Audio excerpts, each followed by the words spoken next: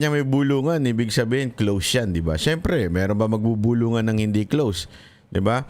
Close yan, mga kababayan. So, meron silang bulungan na naganapan ni BP Sara Duterte. Talaga nga naman. Ibang level ng pagiging traitor mo, sir. Hindi, ibang level yan. Pero ang kapal ng mukha mo, tambunting. Sobrang kapal ng mukha mo, umaabot hanggang dito yung kakapalan ng mukha mo sa akin. Kahit malayo-layo ako sa Paranaque. Kasi, isa ka sa pumirma.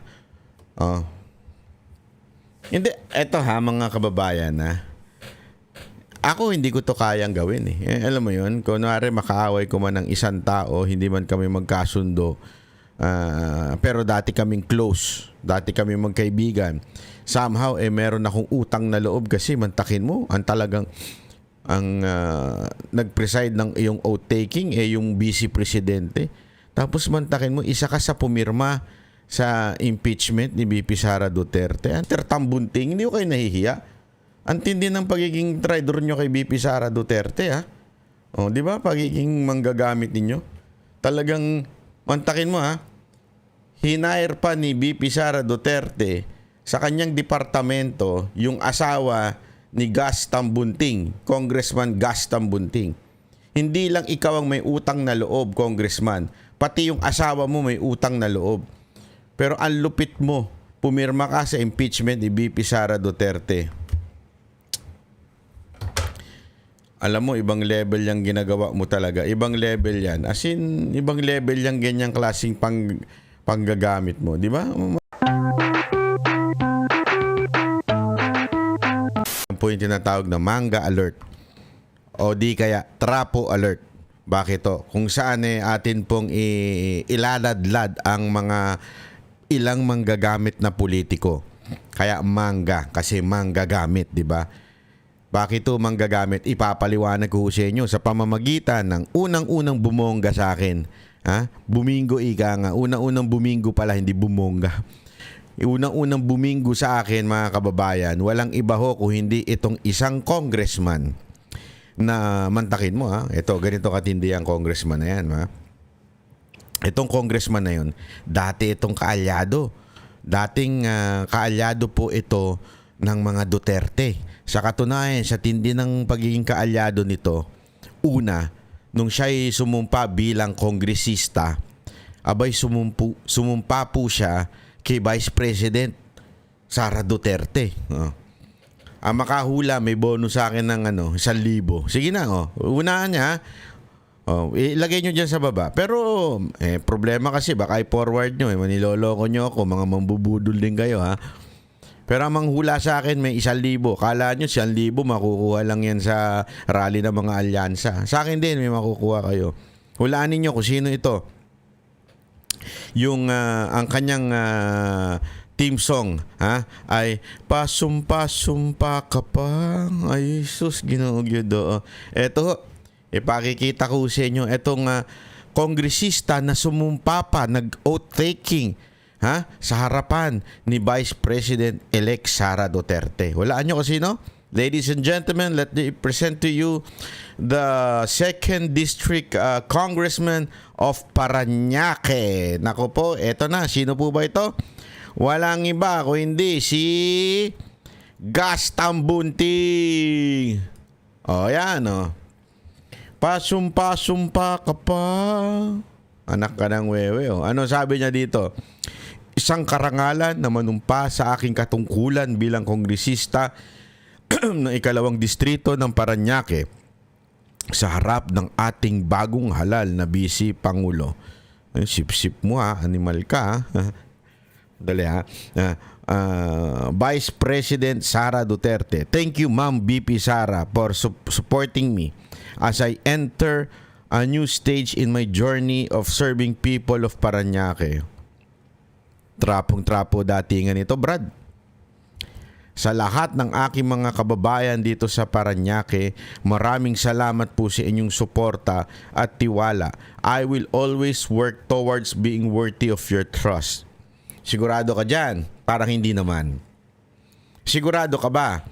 Kasi balita ko, natatalo ka ngayon kasi yung mga taga Paranaque ay marami dyan ay Duterte supporter at na-disappoint sila. Bakit? sa pagiging traidor mo.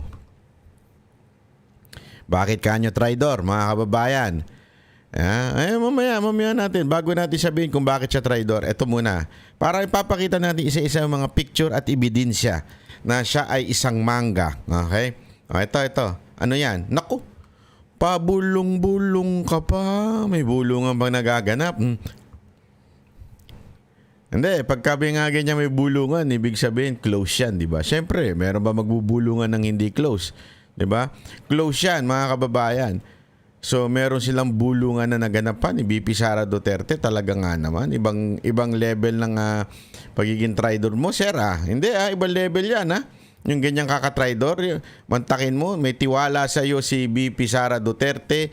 Mantakin mo, meron siya sa yung sa kanya ka pa. Alam, sa sobrang busy ni VP Sara Duterte, kahit yung mga tunay na kaibigan niya, wala nang oras si VP. Bakit? Kasi sobrang busy niya, napaka-workaholic niya. Yung totoong workaholic, kasi may bago daw definition ngayon ng workaholic ang mga congressman. Hindi ko alam kung ito, pero alam ko, hindi naman siya siguro ganyan. Pero meron kasing bagong ngayon Meron bagong definition ng workaholic ang mga congressman. Ano yun? Work in the morning, alcoholic at night. Ay, grabe naman.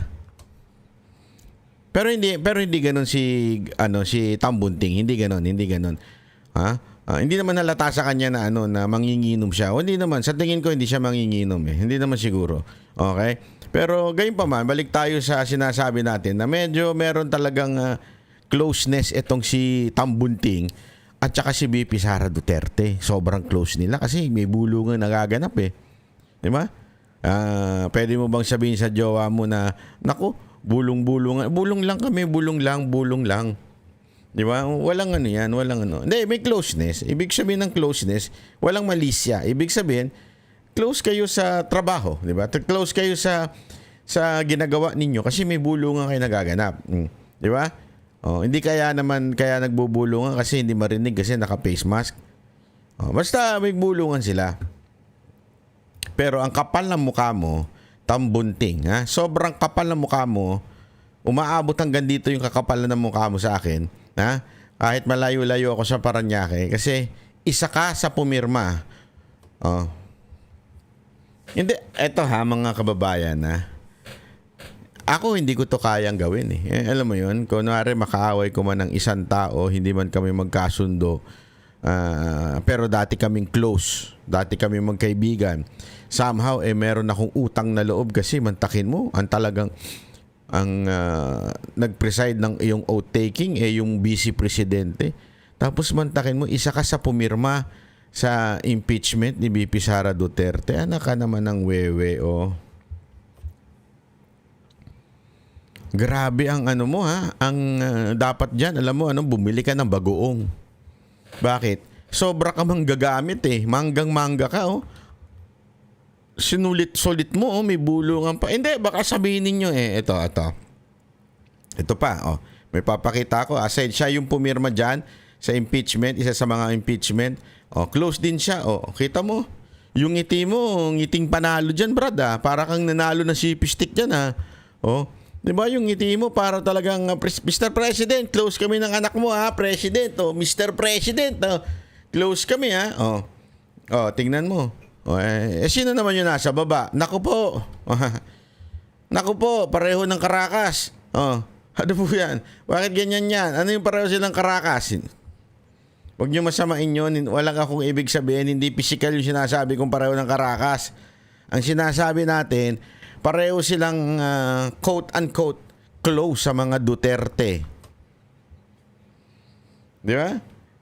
Pati yung anak mo close sa mga Duterte pero natiis mong pirmahan ng impeachment ni VP Sara Duterte. Ang tindi ng level ng pagka-traidor mo, sir, Hindi, walang biro. Napakatindi ng level ng pagka-traidor mo. Hindi ko kaya yung ganyang ka-traidoran, di ba? Kami, meron ako mga kaibigan, di ba? Siguro, magkikriticize kami sa isa't isa, magpupunahan kami sa isa't isa, mga vlogger. Pero hindi naman yung ganyang ka-traidor. Di ba? Na alam mong close mo tapos biglang pipirma ka para sa ikakatanggal ng isang tao, nag-aakusa ng walang ebidensya. Di ba? Ganun Happy birthday po, President Rodrigo Roa Duterte. O kita mo na, naimbitahan ka pa sa birthday. Di ba? Pag ganyan-ganyan ka pa. That's not nice. Di ba? That is not nice. Naku po, matindi ka. Matindi ka, Atabs. Ikaw ay isa sa sabihin na nating mangga. Ha? Umanay ka na sa linya ni Senator Amy. Pareho kayo, di ba? Grabe, no? Eto pa. Eto, para naman sabihin ninyo, ganun ba? Ganun ang ibig sabihin nun? Eto pa. Antindi. Bakit? Ayan. Hulaan nyo. Ano nakasulat dyan? Ano nakasulat dyan? Sa bawat araw maging matatag at maayos ang gawin ng bawat kawani ng DepEd. Yan ang sabi ng boss ko. Naku po, mantakin mo. Mantakin mo. Na-appoint po yung asawa, si Joy Tambunting. With USEC, secretary staff. With USEC, chief of staff ng siya po ay DepEd Central Office Manager. Mantakin mo, ha? Ikaw ay DepEd Central Office Manager. Ginawa ka Central Office Manager ng ating Vice President. Mantakin mo yan. Ayun, nakasulat dyan sa baba. Close na close, di ba? Asawa mo close, ikaw close. Tapos pipirma ka para matanggal. Hindi ho ba kayo nahihiya niyan, Sir? Mr. Tambunting, hindi ho kayo nahihiya? Ang tindi ng pagiging traidor nyo kay BP Sara Duterte, ha? Di ba? Pagiging manggagamit ninyo. Talagang, mantakin mo, ha? Hinair pa ni BP Sara Duterte sa kanyang departamento yung asawa ni Gas Tambunting, Congressman Gas Tambunting. Hindi lang ikaw ang may utang na loob, Congressman. Pati yung asawa mo may utang na loob. Pero ang lupit mo, pumirma ka sa impeachment ni BP Sara Duterte. Alam mo, ibang level yung ginagawa mo talaga. Ibang level yan. As in, ibang level yung ganyang klaseng panggagamit mo. Di ba? Matindi yan eh. Ito pa. Papakita pa natin. Ayan. Ayan. Isipin mo may paganyan-ganyan pa. Wait lang. Basahin natin ha. Ayan. When I first joined DepEd in June of 2022, Holy Mass was celebrated once a month in the central office on the request of our VP and Secretary Sara Duterte. Ano VP and Secretary Sara Duterte? Okay. Tama. We instead had it every week, and she says it's all about of well-being of our co-employees. Upliftment of their spirits better on a weekly mass opportunity. Our first mass this year. Happy New Year to everyone. Di ba? Puring-puri ka pa sa ginawa ni BP Sara Duterte na nagpapamisa every week. Di ba? Every week, pinuri mo pa para sa well-being ng mga co-employees mo. Di ba? Meron kayong simba once a week. Asan na yung pagsisimba mo? Nawala. Di ba? Ayan po ang asawa ni Gas Tambunting na itinuring din, malamang sa malamang, ay isang malapit na kaalyado at malapit na kaibigan ni BP Sara Duterte. Pero anong ginawa nyo sa huli? Ay naku. Speaking of simba, alam mo, ganyan na ganyan din nung Hindi, alam mo, sa totoo lang, ganyan na ganyan din po yung ibang mga disipulo ng ating Panginoong Jesus, di ba? As in closeness, as in yung katabi talaga, doon kumakain sila.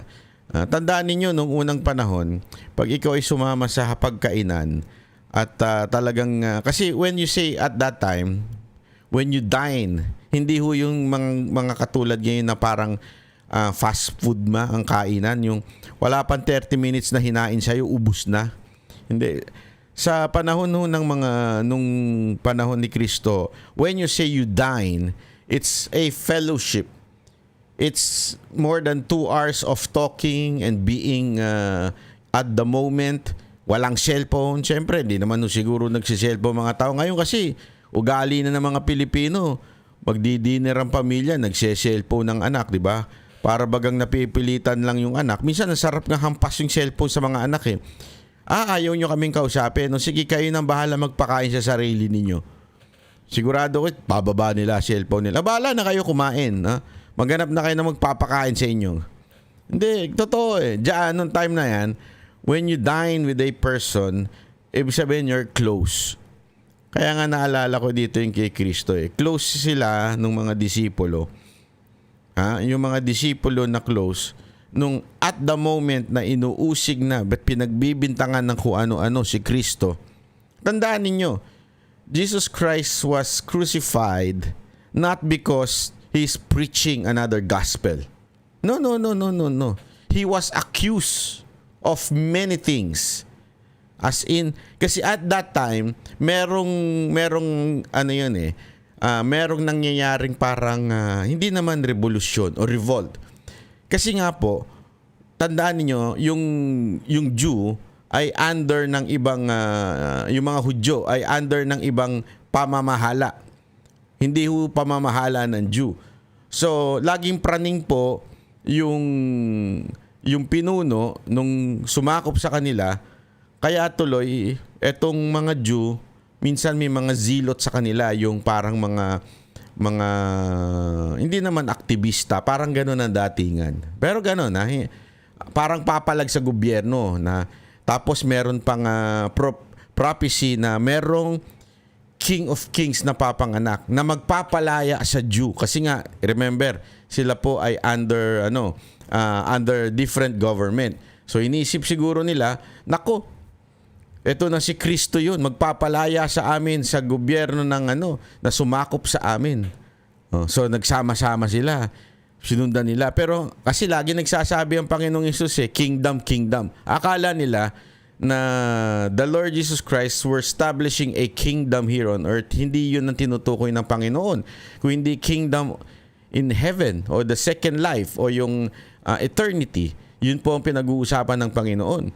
Yung mga disipulo niya, sumusunod sa kanya nung una, akala kasi parang mamumuno tayo ng isang revolusyon. Ganun ang datingan noon. Kaya yung mga akusasyon kay Jesus Christ was rebellion. Yun ang mga ina-accuse sa kanya, kung ano-ano pa mga ina-accuse sa kanya. At kaduluduluhan, yung mga disipulong nagsabing hindi ka namin iiwan, hindi ka namin papababayaan, mamamatay kami. Si Pedro ganun, di ba? Nung pinagbibintangan na ang Panginoong Hesus, nung siya po ay bibitayin na through crucifying, di ba? Sa cross, binitawan ngayon siya. Binitawan siya ng mga disipulo. Di ba? At yung isa nga doon, nagbigti pa. Totoo. Yung isang disipulo, pinalitan nyo kasi nagbigti. Wala akong meaning dito Gastang bunting. Huwag ka magano Hindi maganda yun. Huwag mo isipin yun. Pwede ka naman humingi ng tawad Kasi tandaan mo, dalawang klase ang pinakita ng Biblia na hindi naging loyal sa Panginoon. Si Judas at saka si Pedro. Si Judas nagbigti, si Pedro nagrepent and eventually lead the church. 'Di ba? So, huwag mong gagayin si Judas Alam kong naging traitor ka kay BP Sara Duterte, pero huwag mong gagayahin si Judas. Humingi ka na siguro ng tawad sa taong bayan. Hindi totoo. Walang biro. Humingi ka na lang ng tawad sa pagiging traitor mo at pagiging manggagamit mo. Kasi gano'n naman talaga nangyari. Ginamit mo Wala akong biro. Ginamit mo ang mga Duterte para sa sarili mong kapakanan. At ito pa. May malupit pa. Baka sabihin nyo, yan lang. No. There is more. Ito Ito. Siya rin po. Yan. Yan ang pagmumukha yan. Diba? Yang itsura na yan, mapapagkatiwalaan ba yan sa tingin ninyo? Diba? Mapapagkatiwalaan ba yung ganyang klaseng itsura? Bakit? Pati prangkisa ng SMN ay pinagkadiskitahan ni Gus.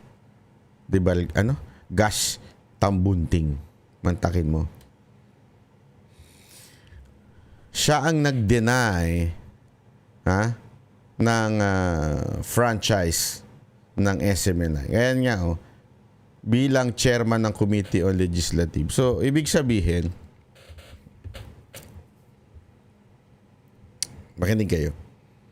Sumipsip ka na kay Speaker Romualdez by signing impeachment against VP Sara Duterte. And we all know that. And there are news and alleged accusation against this congressman who signed na meron di umano daw kayong natanggap. That is, nababalita po yan. So, tanong, kasama po ba kayo doon? Totoo po ba yung nabapabalitang bigayan? Kasi ako, meron akong congressman na kaibigan. At sinabi niya, oo, totoo yan. Sabi niya sa akin, totoo yan. Sabi ko, tindi talaga. Meron kayong patunay? Sabi niya, ang patunay lang nito, hindi ako pumirma. Kasi talagang ako ay para sa bayan. Hindi siya maka-Duterte. Hindi ho ito nag-announce na siya ay Duterte. Hindi ho siya. Hindi nga niya kilala si Pangulong Duterte in personal. O si VP Sara Duterte. Pero sabi niya, hindi kasi tama eh. Lalong-lalo na yung bigaya na nakita niya. Baguhan lang ho ito pero may paninindigan ito sa buhay. Kaya nga ang tanong natin dito, Mr. Chairman ng Committee ng Legislative Franchise, how true that may bayarang 150M dun sa mga pumirma? Ako ay nagtatanong lang. Nagtatanong lang ako. Magtotoo po ba yun, sir? No. Pangalawang tanong, since kayo ang pumirma, meron po ba kayo natanggap? Kasi ngayon, tumatakbo kayong 2nd District Congressman dyan sa Parañaque. Diba? So, tanongin natin siya. Tapos, eto pa. Tandaan ninyo, sino ho ba ang namuno sa pagtanggal ng prangkisa? Pero hindi nagtagumpay sila dito eh. Pero sinong namuno nun? Walang iba kundi si Speaker Romualdez. Bakit kanyo? Nagsimula yan nung binalita o yung doon sa news na kung saan nagtanong si Ka Eric at saka si Ma'am Lorraine na tinanong nila kung nakakatanggap ba kayo ng ganitong para sa inyong travel allowance. Yung tinanong nila yun kay Speaker Romualdez, doon nagsimula ang pag-uusig sa SMNI. Di ba? So doon po yun, nakulong pa nga ho yung dalawa. Hanggang eventually, pinipilit tanggalan ng franchise. At kayo po, sir, ang nag-ano daw niyan, nag-push niyan dyan sa inyong komite sa legislative franchise. So mantakin mo, tinrider mo na nga si VP Sara Duterte, pati ang SMNI. Naku, alupit mo, sir, alupit mo. Iba ka. Ibang level yung pagiging traidor mo sa bayan. Di ba? Traidor ka sa bayan. Kasi bakit to kanyo?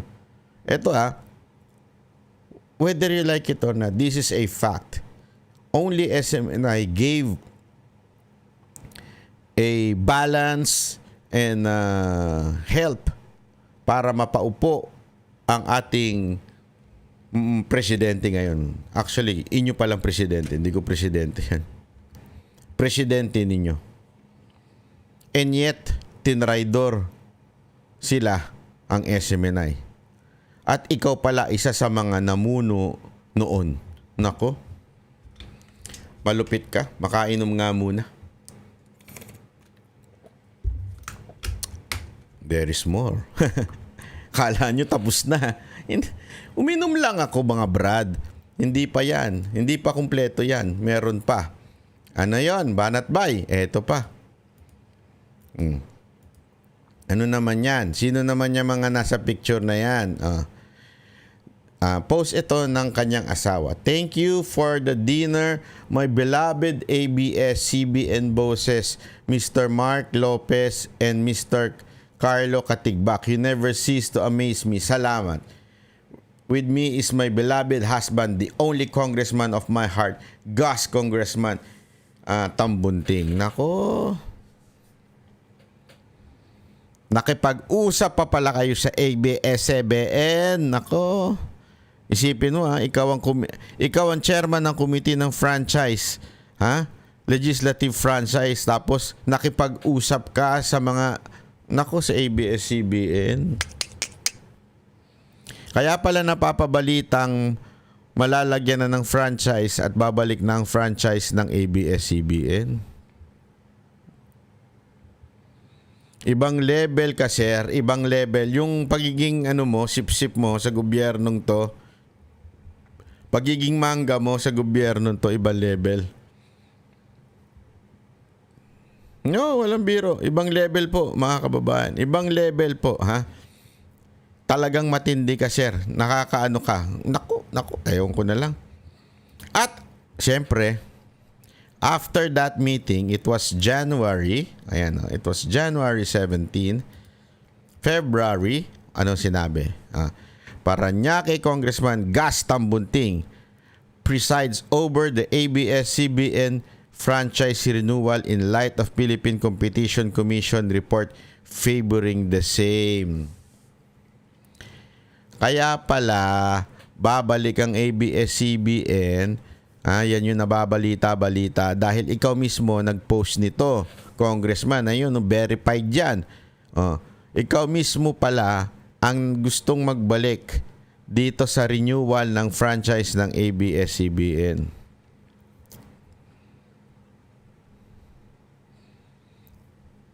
Parang hindi magandang tignan yun, ano? After mo makipag-meeting sa executive ng ABS-CBN, after a month, biglang ibabalik mo na yung franchise nila. Naku, ano kaya maiisip ng ibang tao dyan? Meron kaya silang kasunduan?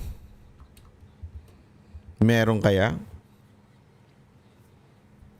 Tandaan mo, that involves so many financial stability of ABS-CBN na mabalik ang kanilang franchise para maka-ere sila sa himpapawid ng kanilang free channel, diba? At syempre may mga advertisers sila. Kaya at sigurado ko sila po ay porsigidong makakuha ng franchise. Mantakin mo. Pagkatapos kausapin ito, yung, ang lupit mo, Brad. Ang lupit mo.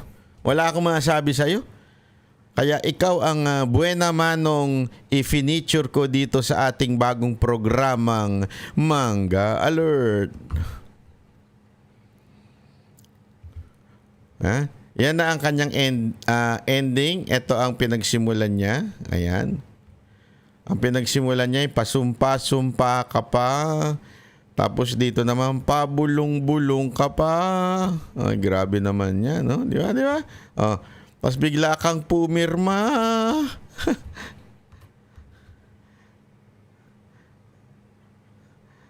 Di ba? Kahit ikaw ay nakipagkita sa tatay. Ginawa pang DepEd. Ano ba to? Director ba yun? Central. Ay, basta Central yan eh. Central Park ba yan? Sandali. Para sure tayo, ha? Ginawa kang Central Office Manager. Yung asawa mo. Sumumpa ka na nga. Close ka na kay BP Sara Duterte. Ginawa pang parte ng DepEd itong asawa mo ni BP Sara Duterte. O, di ba? Ganyan kakatindi.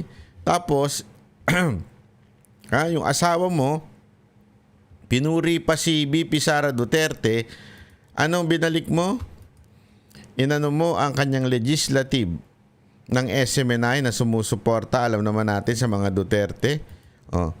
At yan pa, nakipag-usap ka pa ng January sa mga Lopez at nung February, ikaw na mismo ang may gustong ibalik na ABS-CBN. Anong gusto mong isipin namin? Sir, gusto mo ba isipin namin na normal lang yan? Gusto mo ba isipin namin na yan ay walang kulay? Yung po ba gusto nyong isipin namin? na kayo ay patas, eto lang masasabi ko sa inyo, sir, ha? Kayo ang susunod sa trono ni Senator Amy Marcos sa pagiging mangga. Kitang-kita naman po natin di ba? Kitang-kita. Ito, may proof po ito. Wala akong fake news dito, ha? Ayoko sa fake news. Galit ako sa fake news. Ha? Yan po ay may proof na kayo po ay mangga. Kaya pala si VP Sara Duterte, nung talagang may video siya. Ano yung kinakain mo? Mangga. Di ba? Hindi lang pala sa isang tao niya sinasabi yun. Pati dun sa mga kanyang dating kaalyado. Ngayon ay pumirma pa sa kanyang impeachment. Mga kababayan, ako'y nagmumulat lamang ng inyong kaunawaan patungkol sa mga to. Kasi sigurado ako hindi naman nila sinasabi yan sa kanilang mga rally, di ba? Hindi nila tinatago na malamang nila yan. Pero dito, binubulgar natin kung sino yung mga mangga at sino yung mga salot sa lipunan sa tingin natin dahil sa ginagawa nilang pagiging trapo o sunod-sunuran sa kanilang amo. Yan po ang totoo. Sila ho'y sunod-sunuran sa kanilang amo na si Speaker Romualdez. Pero may choice kayo. Kasi meron akong alam dyan sa 2nd District ng Parañaque na hindi pumirma yung kalaban niya. Yung pinakamatindi niyang kalaban ngayon. Kasi bakit matindi? Paano? Ito po ay mas mataas sa survey. Itong kanyang katunggali. I-reveal po natin yan sa mga darating na araw. Pero kayo mga taga 2nd District ng Parañaque, mga taga 2nd District ng Parañaque, lalo na kung kayo ay naniniwala na maganda ang ginawa ng mga Duterte sa Pilipinas, including Parañaque, huwag nyo na iboto itong tao na ito. Huwag nyo nang iboto to si Gaston Bunting. Alam nyo ho ba, may kikwento lang ako sa inyo. Ganito katindi itong mag-asawa na to. Nung tapos na yung termino ni Gas bilang congressman, kasi 3 years, di ba? Para maging 3 term lang pa pwede. Nung tapos na, pinatakbo niya ngayon yung asawa niya. So, siyempre, dahil same name recall, alam naman natin, nanalo yung asawa niya. 3 taon yun dapat na congressman. Ang ginawa ng asawa niya, ganito katindi asawa niya, parang nag-resign siya o nag-giveaway siya para maging congressman yung asawa niya. Nagigets nyo? Tapos, kaya ngayon, incumbent ito. Yung huling taon nung asawa niya bilang congresswoman, nag-resign siya, kaya ito ngayon ang congressman ngayon, si Gaston Bunting. Siya incumbent ngayon. Ibig sabihin, para makadagdag, mas madaming ang pag-upo niya bilang kongresista. Ganon sila. Diba? Garapalan. Nag-resign yung asawa para makapasok siya kaagad, makasimula na siya. So, may libre siyang 1 taon, ika nga. Lupit nyo, Brad. Kapala na lang talaga ng mukha to. Wala na. Kasi alam nyo kung bakit uso yung ganyan. Kasi nga po, walang lumalaban sa kanila. Kasi pag bigating kasi isang lugar, alam mo na, ikaw ang pinagpalang nila lang dyan pag ikaw ay district congressman. Alam mo naman yung mga kalabit penge dyan. Di ba? May maraming kalabit penge sa mga barabarangay. Mga kalabit penge dyan. Since ikaw ang pinagpalang congressman ng iyong distrito, alam na this. Kaya malakas siya mga yan. Nagkataon lang may malakas na pumapasok ngayon dyan sa 2nd District ng Parañaque. Kaya mga kababayan, doon lang sasabihin ko sa inyo, i-reveal ko sa inyo sa mga susunod na araw kung sino itong 2nd District na nakalaban ito ni Tambunting. At kung kayo naniniwala sa ginawa ni Pangulong Duterte at ng kanyang administrasyon at kung ito'y maganda compare sa administrasyon ngayon compare sa walang ginawang administrasyon na ito kung hindi magkulimbat ng salapi sa ating kaba ng bayan. Ha? Ibalik natin kung sino talaga yung mga taong nanindigan para kay BP Sara Duterte, para sa mga Duterte. Yung kalaban nito, nanindigan. Kalaban ni Gus Tambunting sa 2nd District ng Parañaque ay ninindigan na hindi siya pumirma ng impeachment ni BP Sara Duterte. So kung alam nyo pangalan yan, isulat nyo sa baba. Pero i-reveal natin yan sa mga susunod pang araw. Pero kung alam nyo na, isulat nyo sa baba. Malay nyo, mapadalang ko kayo ng GCash. Di ba? Isulat nyo dyan sa baba kung sino yung kalaban nito na magandang pwedeng ipalit dito sa hunyango na ito, isang mangga